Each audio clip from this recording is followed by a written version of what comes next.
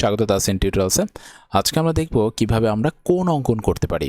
MS ওয়ার্ডে কিভাবে কোণ অঙ্কন করতে হয়। তো এখন কোণের যে বেসিক কথাটা সেটা হচ্ছে দুইটা রশ্মি একই জায়গায় মিলিত হবে।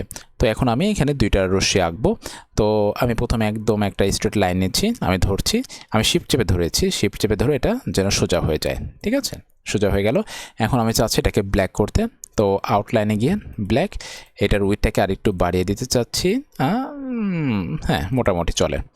তো এটা দেওয়ার পর আমি এটা তো একটা হলো, এখন আমাকে লাগবে হচ্ছে আরও একটা লাগবে। তো এখন আরও একটা যখন আমি নিব, এটাকে একটু সরিয়ে রাখছি। আর এটা কখন মুভ করা যাবে, যখন এই যে এখানে এই হ্যান্ড বাটনটা চলে আসবে।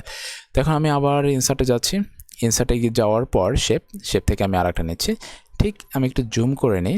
ঠিক এখন এই পয়েন্ট বরাবর আমি এটাকে দিয়ে দিলাম, এই যে। তো এখন আগেকার মতোই আমি শেপের এখানে আউটলাইনটাকে চেঞ্জ করে দিই কালারটা। এরপর আমি এটাকে আর একটু মোটা করে দিই, আগেরটার মতো যেন হয়, এই যে। হ্যাঁ, তো এটা হয়ে গেল। এখন আমরা সিলেক্ট রাখা অবস্থায় এই শেপটা যখন সিলেক্ট আছে, দেখুন এখন কিন্তু সিলেক্ট নাই, কিন্তু যখন সিলেক্ট থাকবে, সিলেক্ট রাখা অবস্থায় আমাদের অ্যারো যে কিটা আছে সেই অ্যারো কিটা দিয়ে আমরা এটাকে কিন্তু মুভ করতে পারবো। তো এখন আমি এই অ্যারো কিটা দিয়ে এখানে একটু মুভ করে নিলাম। ওকে, মুভ করে নিলাম। আমি আরেকটু নিচে নামিয়ে নিচ্ছি, আরেকটু নিচে নামিয়ে মুভ করে দিলাম। এরপর আমরা কি করব, এইখানে কোণটাকে অঙ্কন করব। এখন কোণ অঙ্কন করতে হলে এখানে কিন্তু আমাকে একটা বাঁকা কোনো একটা শেপ দিতে হবে। তো সেই ক্ষেত্রে আমি ইনসার্টে যাব, ইনসার্টে গিয়ে আবার আমরা শেপের এখানে এসে অ্যাপ্রোপ্রিয়েটভাবে আমি এটা নিব না, এই যে মাঝখানে যেটা আছে আমি এটা নিব।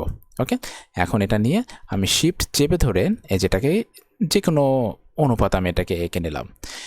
এঁকে নেওয়ার পর পরবর্তীতে আমি এটাকে একটু ব্ল্যাক করে দিই, আর এটার উইথটাকে একটু বাড়িয়ে দিই, ওটা যেরকম ছিল সেরকম। এই যে এখন দেখুন এরকম দিলেন, এটা দেখতে কিন্তু একটু অন্যরকম লাগছে, সুষম হয়নি আর কি।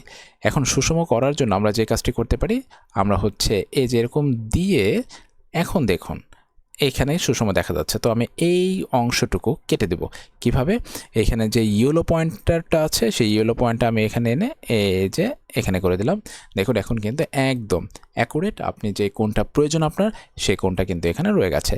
এরপর যে কাজ, আমার এটা দেখা যাচ্ছে এত বড় লাগবে না, তো আমি এটাকে ছোট বানিয়ে দিচ্ছি। এটাকেও আমি একটু ছোট বানিয়ে দিই, এত বড় লাগবে না। ওকে, এত বড় লাগবে না, এটাকে আমি একটু ছোট বানিয়ে দিই।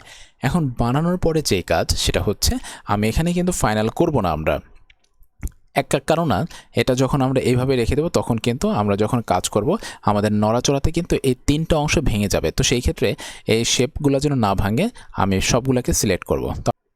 তারপর এই যে প্রথমটাকে সিলেক্ট করলাম, তারপর দ্বিতীয়টাকে সিলেক্ট করলাম, তারপর হচ্ছে এই তৃতীয়টাকে সিলেক্ট করলাম। এরপর এখানে মাউসের রাইট ক্লিক করে গ্রুপ করে দেব, এই যে গ্রুপ করে দেব।